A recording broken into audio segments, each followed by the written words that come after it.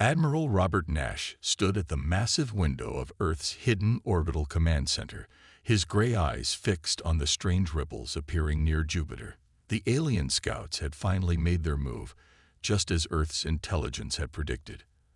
After 30 years of preparing humanity's greatest secret, the moment of revelation had arrived. "Sir, the Zorthian scout ships are scanning the solar system," reported Lieutenant Amy Baker, her fingers dancing across the holographic display. "They're focusing on our older satellites and space stations." Nash allowed himself a small smile. The aliens were seeing exactly what Earth wanted them to see: outdated technology and primitive space capabilities. None of them had detected the advanced cloaking systems hiding Earth's true power. "How many scout ships?" Nash asked, straightening his dark blue uniform. "3 vessels, sir. Standard Galactic Council First Contact configuration. They think we're just another primitive species about to join their precious community." The Admiral walked to the central command table, where a real-time hologram showed the alien vessels. They were elegant things, all curved lines and shimmering metal, but their technology was painfully obsolete by Earth's hidden standards. "Send the warning message," Nash ordered. "Let's see how they respond to a primitive species telling them they're violating sovereign space." The message was transmitted using basic radio waves, carefully crafted to appear like humanity's best attempt at interstellar communication.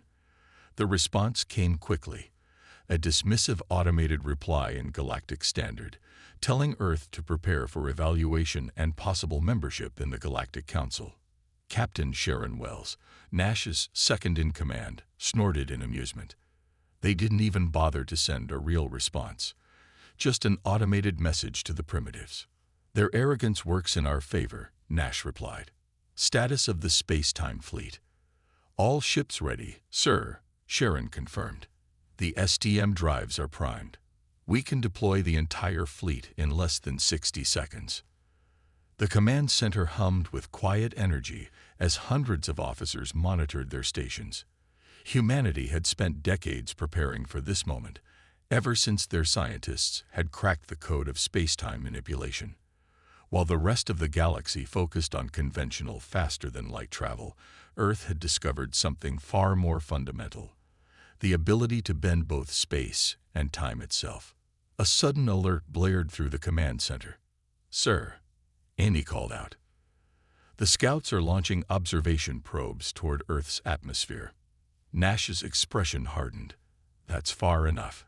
Initiate protocol revelation. Deploy the first response squadron." Sharon nodded and pressed her hand against a biometric scanner. "Deploying first response squadron. STM drives engaging in 3, 2, 1. The space around Jupiter rippled like water, and 5 massive Earth battleships simply appeared from nowhere. Each vessel was a kilometer long, their black hulls absorbing light in impossible ways. They had no visible engines or conventional propulsion systems. They moved by bending space itself. The alien scouts froze in space, their sensors suddenly going wild as they detected technology that shouldn't exist on a primitive world. "They're attempting to send an emergency transmission to the Galactic Council," Amy reported with a grin. "Let them," Nash said. "Commence Phase 2. The 5 Earth battleships began to move, but not in any way the aliens could comprehend. Space itself folded around them, letting them jump kilometers instantly without any acceleration. They surrounded the alien scouts in perfect formation, appearing and disappearing like ghosts. "Incoming transmission from the Zorthian commander," Sharon announced. The main screen lit up, showing a tall, blue-skinned alien with multiple eyes. The Zorthian's expression showed a mixture of shock and fear. "This is impossible," the alien commander declared. "Your species is pre-FTL. Our surveys showed only primitive rocket technology." Nash stepped forward, his posture radiating calm authority. "Your surveys showed what we wanted them to show, Commander. You are in violation of Earth space. Your probes have crossed restricted boundaries. This is your only warning." The Zorthian's eyes blinked rapidly. You cannot have this technology. The space-time distortions we're detecting. No species has ever managed to. And yet here we are, Nash interrupted. You have 30 seconds to recall your probes and leave the solar system. Any hostile action will be met with an appropriate response. To demonstrate his point, one of the Earth battleships created a localized time dilation field. The aliens watched in horror as one of their probes seemed to slow down until it nearly stopped, caught in a bubble of slowed time. This is impossible, the Zorthian repeated. We must report this to the Council. You cannot have kept this hidden. The implications. 20 seconds, Nash said calmly. And yes, we have kept this hidden. Your species and the Council have a habit of interfering with developing civilizations. We chose a different path. The alien commander gave orders in a panic, and the probes quickly retreated to their ships. The 3 scout vessels began to turn around, their engines flaring bright. Sir, Amy called out, they're preparing for FTL jump. Let them go, Nash ordered. They'll spread the word exactly as we planned. The alien ships vanished into FTL, racing back to their council with news that would shatter the galaxy's understanding of humanity. In their wake, Earth's battleships remained in formation, their dark hulls testament to humanity's hidden power. First phase complete, Sharon reported. The Council will receive their message in approximately 6 hours. Nash nodded, his mind already moving to the next stage of humanity's carefully planned revelation. Begin deploying the rest of the fleet. When the Council sends their investigation team, I want them to understand exactly what they're dealing with. Around Earth, hidden stations began powering up. More ships appeared from secret locations throughout the solar system, each one capable of bending space and time. Humanity's greatest deception was ending, and the galaxy was about to learn that they had severely underestimated the primitive species from Earth. Sir, Amy said, checking her readings, the Zorthian ships have already spread the word to 3 nearby systems. The local space traffic is going crazy. Good, Nash replied. Let them panic. Let them realize that everything they thought they knew about technological progression was wrong. By the time they organize a proper response, we'll be ready to show them even more. The command center continued its efficient operation as Earth prepared for the next phase. Decades of secrecy were about to pay off, and humanity's place in the galaxy was about to change forever. The age of hiding was over. Now it was time to show the galaxy what humanity could really do. As Nash watched his fleet take position, he couldn't help but think about the history that had led to this moment. Earth had discovered the principles of space-time manipulation almost by accident during quantum physics experiments in 2045. Instead of announcing it to the world, the discovery had been kept secret, developed in hidden facilities as humanity watched the stars and learned about the galaxy around them. Now that long preparation would ensure humanity's safety and independence.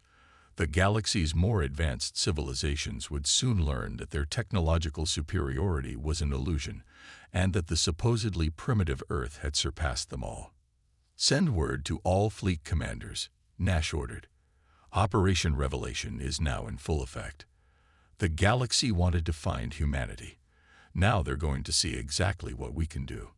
The future had arrived, and it belonged to Earth. The news spread through the galaxy like wildfire. On every major world, alien species watched their information networks with growing fear as reports came in about Earth's impossible technology. Commander Alice Warren stood ready with her fleet, knowing the real show was about to begin. All ships report ready, Commander, said Lieutenant Ryan Stewart from his station on the bridge of the flagship Time Weaver. STM drives are charged and synchronized. Alice nodded, her short red hair catching the light from the holographic displays around her. Send the signal to all ships. Commence Operation Reveal. Today, humanity would show the galaxy its true power, not just 5 ships, but hundreds. In space stations hidden throughout Earth's solar system, massive hangar doors opened silently. Ships that had never seen the light of day emerge, their black hulls absorbing starlight. Each one carried the revolutionary space-time manipulation drive, a technology that made conventional space travel look like stone tools compared to modern machines. Fleet communications are green, Ryan reported. 300 ships standing by for simultaneous jump. Alice took a deep breath.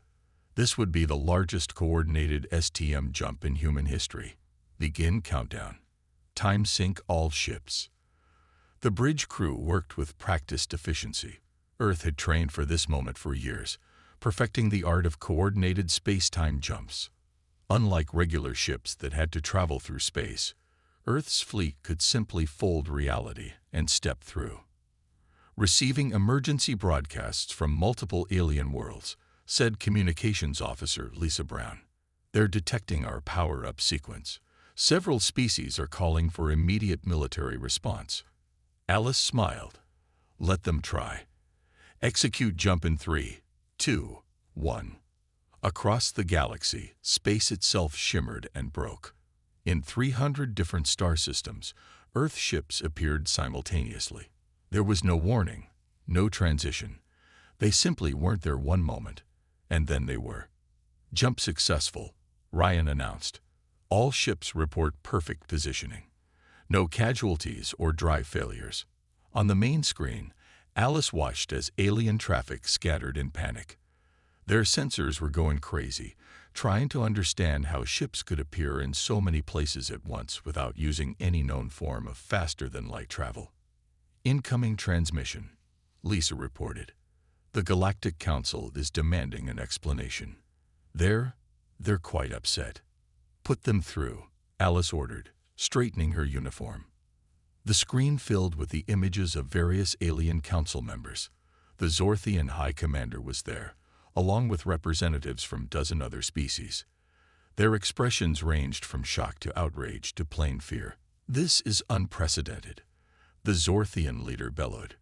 You have violated every protocol of civilized space travel. Your ships are appearing in restricted zones without proper clearance. Alice kept her voice calm. With all due respect, High Commander, we're not using any form of space travel you would recognize. Our ships don't need to travel through space. We simply adjust where space itself exists. A reptilian council member leaned forward. Impossible. The energy requirements alone would be astronomical using your technology, Alice interrupted. But we found a better way. What you're seeing is just the beginning of what humanity can do. To prove her point, Alice nodded to Ryan. On his signal, all 300 ships began to demonstrate their capabilities. They shifted position instantly, creating complex geometric patterns across space. Some ships split space around them, appearing to be in multiple places at once. Others created time dilation fields, making nearby alien ships experience time at different rates. This must be some kind of trick, another council member insisted. No species can manipulate space-time on this scale. And yet here we are, Alice replied. Humanity has chosen to reveal itself now, but we've had this technology for decades. While you watched our old rockets and satellites, we were perfecting the control of space-time itself. The alien leaders began arguing among themselves. Some called for immediate military action, while others insisted on attempting diplomatic contact. A few simply stared in silence, trying to process what this meant for the galaxy's balance of power. On the bridge of the Time Weaver, Lisa's console lit up with new alerts. Commander, we're detecting multiple alien fleets powering up weapons. They're trying to coordinate a response. Alice had expected this. Initiate Phase 2 of the demonstration. All 300 Earth ships activated their defensive systems simultaneously. Around each vessel, space itself became fluid and uncertain. Alien targeting systems couldn't lock on. The ships seemed to exist in multiple places at once, or nowhere at all. As you can see, Alice addressed the council. Conventional weapons are rather pointless against our technology. We're not here to fight. We're here to take our place in the galactic community. As equals, not as a primitive species to be guided and controlled. The Zorthian High Commander's multiple eyes blinked rapidly. You understand this changes everything. The power balance of the entire galaxy will adjust. Alice finished for him. Humanity comes in peace, but we will not be controlled or suppressed. The time for hiding our capabilities is over. On her signal, the Earth ships began their final demonstration. Working together, they created a massive space-time network, linking all 300 locations into a single grid. Distance became meaningless within the network. A ship at one end could instantly appear at any other point. By the Ancient Ones, one of the council members whispered, "They've created a transportation network that makes our fastest ships look like they're standing still." Alice allowed herself a moment of pride. Humanity had worked hard for this moment, developing their technology in secret while the galaxy ignored them as primitives. Now, there would be no more pretending. "Commander," Ryan called out, "all alien fleets are standing down.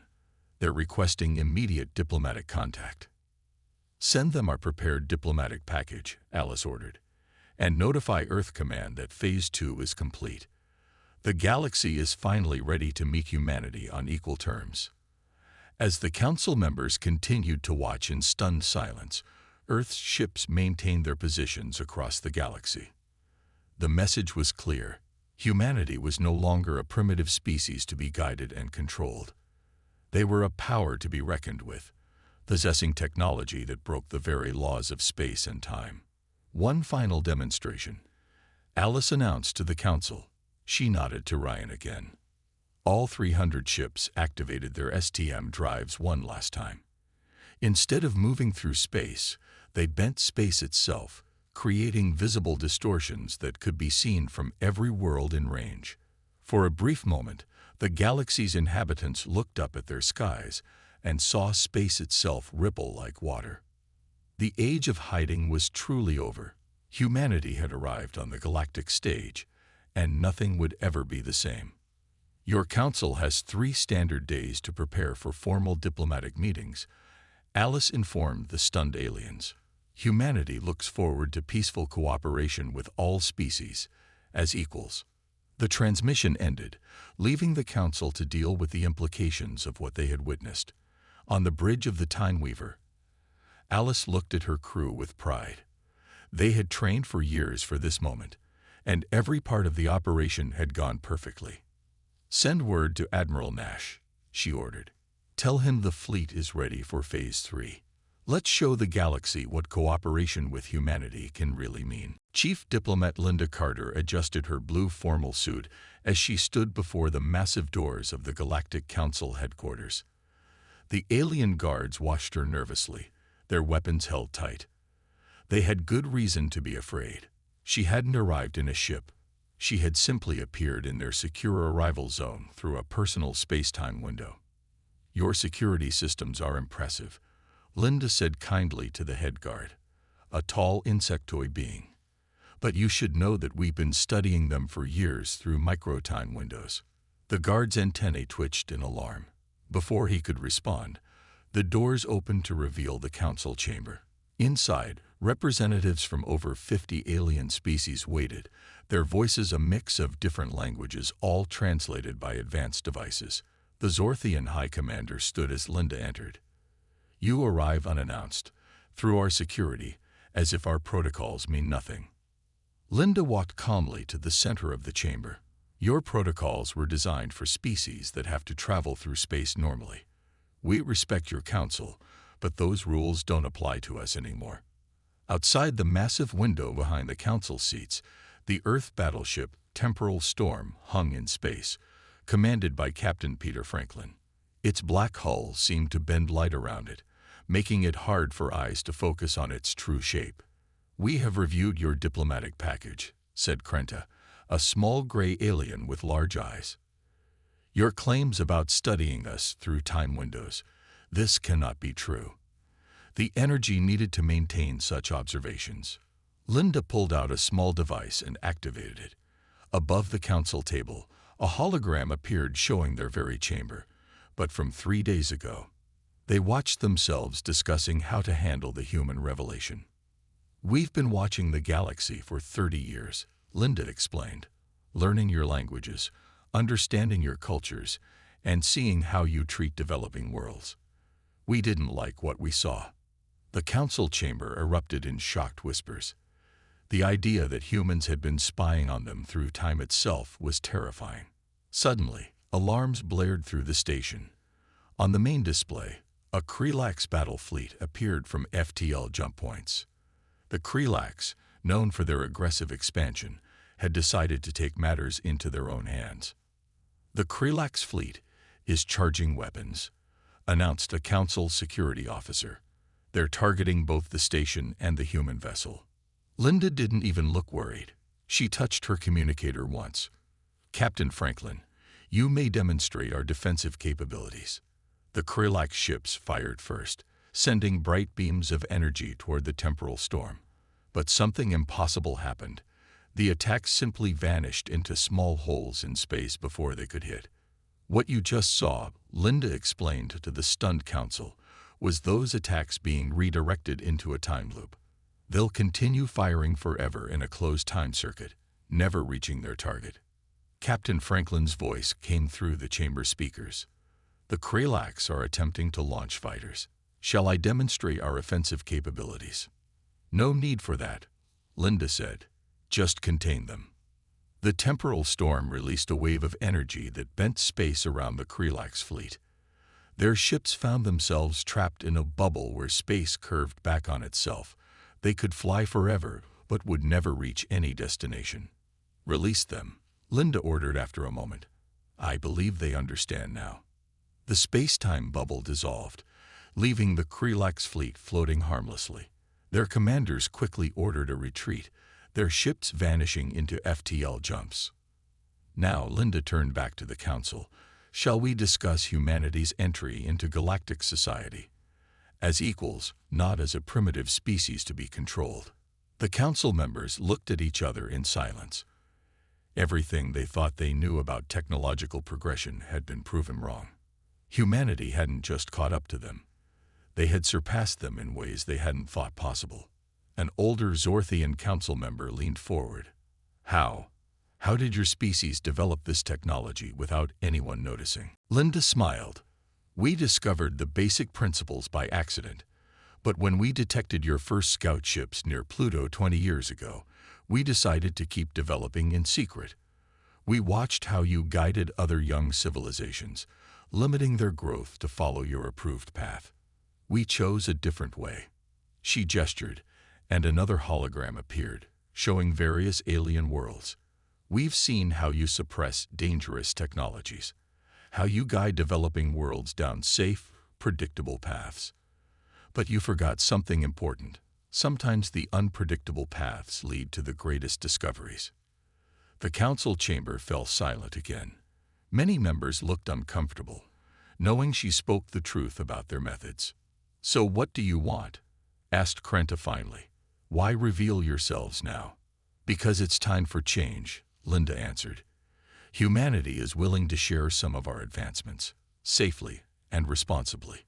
But first, the Council needs to change how it treats developing civilizations. No more suppression. No more forced guidance." Outside, the temporal storm created a small demonstration, forming a space-time window that showed a distant primitive world. Through it, they could see a species just beginning to reach for the stars. "Think of the potential you're wasting," Linda said softly. "How many worlds could have developed amazing new technologies if you hadn't forced them to follow your approved paths? How many discoveries have you prevented because you were afraid of the unknown?" The council members began talking among themselves. Some argued for accepting human terms immediately, while others wanted to resist this change to their power. "You should know," Linda added, "that we've already begun reaching out to some developing worlds. Quietly, carefully, but without limiting their potential. The galaxy is about to change, with or without your approval." A warning light flashed on the council's main display. More ships were arriving. But this time, they were council observation vessels that had been watching other developing worlds. "Several primitive species have suddenly displayed advanced technology," a council officer reported with panic in their voice. "They're using designs we've never seen before." Linda nodded. We chose worlds that were ready, worlds with peaceful tendencies and creative thinking. We didn't give them our most advanced technology, but we did remove the artificial limitations your council placed on them. The council erupted into chaos. Everything they had built, their careful control of technological development throughout the galaxy, was falling apart. The time of suppression is over, Linda announced over the noise. Humanity offers you a choice. Work with us to create a new and better galaxy, or watch as we help these worlds free themselves anyway. As if to emphasize her point, the temporal storm created another space-time window, this one showing a primitive world where a newly developed ship was rising into space, using a simplified version of human technology. The message was clear. Humanity wasn't asking for permission. They were announcing a new age in galactic history. The time of controlled development was over. The era of true progress was about to begin. You have one standard day to decide, Linda said, turning to leave. Humanity hopes you'll choose to be part of this new future. Either way, the change has already begun. Fleet Commander Susan Roberts stood at her command post aboard the Earth flagship, Reality Bender, as emergency alerts flashed across every screen. The Krelax Empire had made their decision. If they couldn't control humanity's technology, they would try to destroy Earth itself. Multiple hostile fleets detected, announced Officer Ben Phillips. The Krelax are deploying their entire military force, over 10,000 ships. Susan remained calm. They had prepared for this possibility. Time until they reach Earth. 2 hours at their current FTL speed, Ben replied.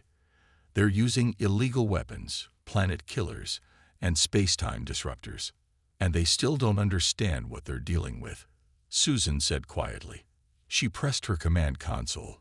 This is Fleet Commander Roberts to all Earth forces. Prepare for Omega Protocol. Around Earth, 300 ships of the space-time fleet moved into precise positions. Each vessel carried the most advanced technology humanity had ever created, the ability to manipulate not just space and time, but reality itself. Ma'am, called Communications Officer Kate Wilson, we're receiving messages from friendly alien species. They're offering to help defend Earth. Susan shook her head. Tell them to stay clear. What's about to happen? They don't want to be anywhere near it. The massive Krelax fleet dropped out of FTL speed at the edge of the solar system. Their ships were ugly, brutal things, built for war and destruction. At their center was a vessel larger than a small moon, carrying weapons that could crack planets. Incoming transmission from the Krelax command ship, Kate reported. The main screen lit up showing Admiral Kraz, a scared Krelax warrior with gray scales and red eyes. Surrender your technology, he demanded, or we will destroy your world so completely that it will never have existed. Susan actually smiled. You really should have studied Earth's history better, Admiral. Computer, show him the Mars recording. The transmission split to show Mars, but not Mars as it was now. The image showed Mars 3 billion years ago, when it had oceans and a breathable atmosphere. That's impossible, Kratos growled. No recording could. It's not a recording, Susan interrupted. We're looking at Mars in real time, just not in our time. Now, imagine what we could do with that power if we chose to use it aggressively. The Krelax Admiral's scales paled slightly, but he held his ground. Your tricks don't frighten us. All ships, open fire, destroy their world. Susan sighed. Initiate Omega Protocol. The 300 Earth ships activated their STM drives simultaneously. But this time, they weren't just bending space or time. They were weaving them together into something new. A massive web of golden energy spread between the ships, expanding outward to surround the entire solar system. Energy web complete, Ben reported. Reality anchors holding steady. The Krelax fleet fired everything they had. Planet-killing beams, time disruptors, and weapons that could tear apart the fabric of space itself streaked toward Earth. But when they hit the golden web, something strange happened. The attacks didn't just stop. They never happened at all. What? What is this? Kraz demanded, his voice shaking for the first time. The Omega Protocol. Susan explained calmly. We've created a temporal mesh around our solar system. Anything hostile that tries to affect Earth simply never occurs. Your attacks aren't being blocked. They're being erased from time itself. The Krelax fleet fired again and again, but each shot was removed from reality before it could happen. It was as if they were trying to attack a moment in time that refused to exist. Impossible. Kraz roared. No species can control causality itself. Susan stood up from her command chair. And yet here we are. Your entire attack never happened. Your weapons were never fired. The energy you spent was never used. We didn't defend against your attack. We simply made it impossible for the attack to exist in the first place. On screens across the galaxy, other species watched in terror as the most powerful military force in known space found itself unable to affect Earth in any way. The Krelax fleet might as well have been trying to attack a dream. Commander, Ben called out, we're detecting power buildups in their main fleet. They're going to try to ram our ships. Let them try, Susan replied. She pressed her console again. All ships, extend the temporal mesh. Show them what it really means to control reality. The golden web pulsed once. When it faded, the Krelax fleet found itself in a nightmare. Some of their ships were now older than the universe itself, crumbling into ancient dust. Others were brand new, their metal still hot from forges that wouldn't exist for millions of years. A few simply vanished, removed from the timeline completely. Stand down. Susan ordered the remaining Krelax ships, or we'll remove your entire empire from history. Not destroy it. Erase it. Make it so that it never existed at all. The threat wasn't empty. The temporal mesh could do exactly that, though using it on that scale would have been an act of unimaginable violence. Admiral Kraz slumped in his command chair. We surrender. All ships, power down weapons. The remaining Krelax vessels went dark, floating helplessly in space. Around them, the golden web of the temporal mesh continued to shine, a testament to humanity's absolute control over time itself. Send word to the Galactic Council, Susan ordered. Tell them that Earth is now under temporal protection. Any future attacks won't be stopped. They'll be prevented from ever happening in the first place. As the Krelax fleet retreated in shame, other alien vessels arrived at the edge of the solar system. Representatives from dozens of species came to witness humanity's power. They watched in awe as the temporal mesh maintained its steady glow, protecting Earth in a way no other civilization had ever managed. Commander, Kate reported, we're receiving thousands of messages. Everyone wants to know how we did this. Susan looked out at the stars, thinking about how far humanity had come. Tell them we're willing to share some of our knowledge, but only with those who prove they can use it responsibly. The age of warfare is over. Either adapt to peaceful cooperation or be left behind by time itself. The Omega Protocol had done more than protect Earth. It had shown the galaxy that the rules had changed forever. No longer would conflicts be decided by who had the biggest fleet or the strongest weapons.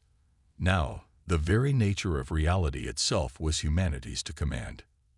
Send the signal to begin Phase 5, Susan ordered. It's time to start helping other worlds build their own temporal defenses. The future of the galaxy is about to change, whether the old powers like it or not. Admiral John Cooper walked through the grand halls of the Galactic Council's new neutral meeting ground. After the Omega Protocol demonstration, no one wanted to meet on their own territories anymore. The space station they now used hung in deep space, specially built for these historic negotiations. The other representatives are already waiting, said Captain Mary Anderson, walking beside him. She carried a data pad showing the locations of Earth's new space-time bases across the galaxy. Let them wait, John replied calmly. They've made developing worlds wait for centuries. A few more minutes won't hurt. They entered the massive meeting chamber, where representatives from 30 major spacefaring civilizations sat around a circular table. The fear in the room was almost visible. None of them had slept well since seeing Earth's display of power. "Welcome to the third day of negotiations," said the Zorthian moderator, his multiple eyes blinking nervously. "We've reviewed Earth's demands for changes to galactic law." John took his seat, noticing how the others shifted away slightly. "They aren't demands. They're requirements for peaceful cooperation." "There's a difference." On the huge screens around the room, maps showed Earth's new military bases appearing across the galaxy. Unlike normal bases that had to be built, Earth simply folded space and created them instantly. Captain Anderson's fleet protected these installations, though after the Omega Protocol demonstration, few dared to challenge them. "We've discovered something interesting," announced Lieutenant Paul Davidson, Earth's chief intelligence officer, as he entered the chamber. His timing was perfect. They had planned this revelation carefully. Paul activated a hologram in the center of the table. It showed thousands of documents, technical readouts, and secret communications between council members. "We didn't just watch your public meetings through our time windows," Paul explained. "We saw everything, including your secret programs to suppress technological development on hundreds of worlds." The chamber erupted in shocked voices. Some representatives tried to protest, others looked guilty, and a few simply stayed silent. "You deliberately sabotaged promising research," Paul continued, his voice hard. "You inserted agents to discourage certain paths of scientific discovery. You made sure every species developed according to your approved timeline." "It was necessary," shouted a Krelax representative, standing up. "Uncontrolled technological growth is dangerous. Look what happened when we failed to notice Earth's development." John smiled coldly. "Yes, look what happened. We developed technology you thought impossible. We proved your entire understanding of physics was limited. And most importantly, we showed that your fear of rapid advancement was wrong." The hologram changed to show various worlds that had been held back. Ancient civilizations that could have reached the stars millennia ago. Brilliant species forced to advance at a crawl because the Council feared their potential. "The suppression ends now," John declared. "Earth's new bases aren't just military installations. They're technology-sharing centers. We're going to help these worlds reclaim their right to advance." "You can't," a Zorthian counselor protested. "The chaos it would cause." "We already have," Captain Anderson interrupted. She activated her own hologram, showing dozens of worlds where Earth's technology was already being shared. These civilizations are now free to develop at their own pace. The room fell silent as they watched recordings of previously primitive worlds beginning to experiment with basic space-time technology. Earth hadn't given them the most advanced systems, but enough to break free from the Council's control. "This is why we hid our development," John explained. "We watched you hold back civilizations that could have been your equals. You were so afraid of losing control that you stifled the entire galaxy's growth." Paul brought up more documents. "We found research from 1,000 years ago, showing that several species were close to discovering space-time manipulation. But your agents made sure those discoveries were lost, those scientists discredited." The guilty looks around the table confirmed everything. The Council had maintained its power not through superior technology, but by making sure no one else could advance too quickly. "So here are our terms," John said firmly. "First, all suppression programs end immediately.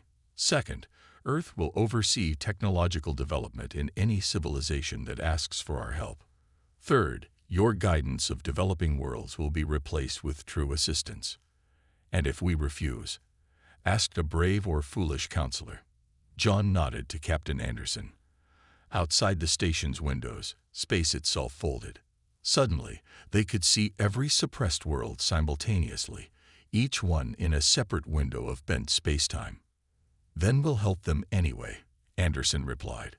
"But without your cooperation, without your knowledge of these civilizations, wouldn't you rather be part of their growth than left behind by it?" The message was clear. Earth wasn't asking permission. They were announcing how things would be from now on. "There's something else you should know," Paul added, bringing up one final document. We found evidence that your own civilizations were suppressed thousands of years ago. The species that uplifted you did the same thing you're doing now. They made sure you developed slowly, safely, and without any dangerous innovations. This revelation hit them hard. The council members looked at the proof with growing horror as they realized they had continued a cycle of suppression that had been used on their own ancestors. The cycle ends now, John declared. Earth offers you a choice. Help us free these worlds and share in their growth, or watch from the sidelines as we do it anyway. The chamber erupted in argument. Some representatives immediately agreed to Earth's terms, seeing the opportunity to make up for past wrongs. Others protested, clinging to their old power. A few tried to suggest compromises. You have one standard day to decide, John announced, standing up. But remember, we're not asking for permission. We're offering you the chance to be part of the solution instead of being remembered as part of the problem. As if to emphasize his point, more space-time windows appeared outside, showing Earth ships arriving at different suppressed worlds. The message was clear.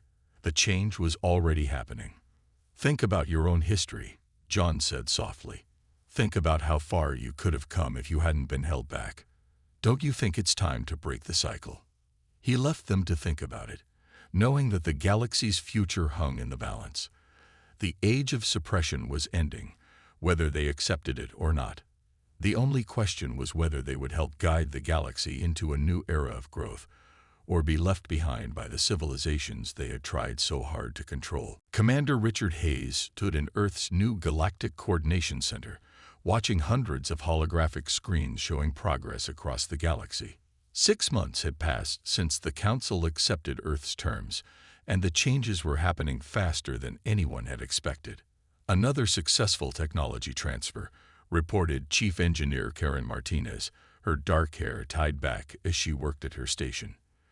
The Centauri Alliance has successfully created their first space-time communication network. Richard nodded with satisfaction. Earth had kept its promise.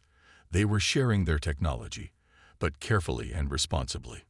No weapons, no dangerous experiments, just tools to help civilizations grow. How many worlds are in the development program now? He asked. 237, Karen replied. And we have requests from another 100. They all want to learn now that the Council's suppression is gone. The main screen showed Captain Daniel White's fleet, spread across the galaxy to protect developing worlds from anyone who might try to stop their progress. But after Earth's display of power, few dared to interfere. Sir, called out Officer Andrew Parker from his monitoring station. You need to see this. The Proxima system just made an unexpected breakthrough. The screen shifted to show a small purple-skinned species that Earth had helped 3 months ago. They had taken the basic principles of space-time manipulation and discovered something new, a way to use less energy for the same effects. They improved our design, Richard said with a proud smile. This is exactly what we hoped would happen. Different species, different ways of thinking, leading to new discoveries. Karen pulled up more data, similar reports coming in from a dozen other worlds. They're not just copying our technology. They're building on it, finding new applications we never considered. This was humanity's greatest victory, not just sharing their knowledge, but allowing other species to grow and innovate in their own ways. The galaxy was awakening from centuries of forced stagnation. Incoming transmission from the Galactic Council, Andrew announced. They're ready for the first meeting of the new development committee. The main screen changed to show the council chamber, but it was very different from 6 months ago. Now, representatives from developing worlds sat alongside the old powers. Species that had been considered primitive just months ago were helping make decisions about the galaxy's future. Commander Hayes, the new council leader, a young Zorthian named Kira, greeted him. We have wonderful news. The combined research teams have made breakthroughs in medical technology using space-time principles. Richard watched as they displayed the results. By applying careful space-time manipulation at a cellular level, they had found ways to heal injuries and cure diseases that had plagued various species for centuries. This is what happens when we work together, he said.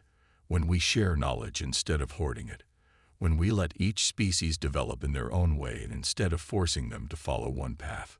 The council members nodded in agreement. The old fear was gone, replaced by excitement about what they could achieve together.